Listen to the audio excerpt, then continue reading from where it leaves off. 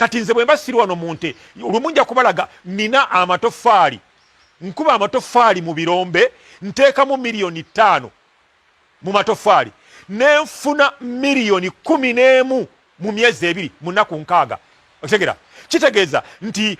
mu miliyoni 11 bwe nzijjako miliyoni 5 zinateekamu nsigaza miliyoni 6 miliyoni 6 mu myezi 2 mba buli mwezi nfuna miliyoni 3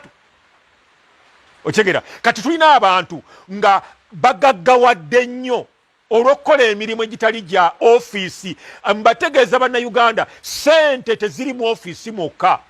otegera ate n'abasinga abali mu ofiisi engeri gye bazifunamu yeetaaga okubuulirizibwako naye abantu abaakoma mu siniya 2 siniya eyokusatu siniya eyokuna bagagga nnyo njagala otereza ekamera eyo nga njogera ebigambo bino tulina abakyala n'abalenzi abakoma mu P6 mu P7 mu siniya 2 siniya eyokuna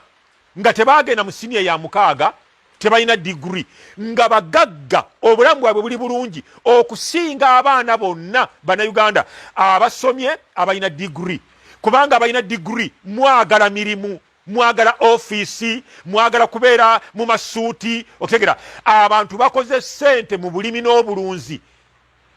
ngenda kutandika okukola programs okubalaga abantu abalunda embuzi ng'akoma mu kibiina kya 6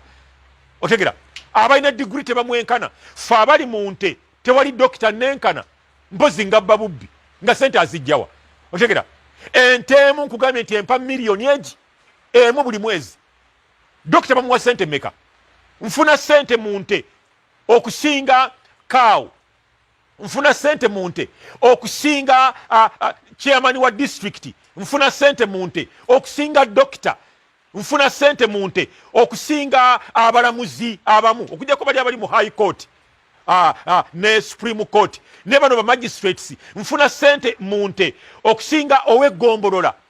seetaaga kutta muntu kulwana kukuba masasi nti ngenda mu parliament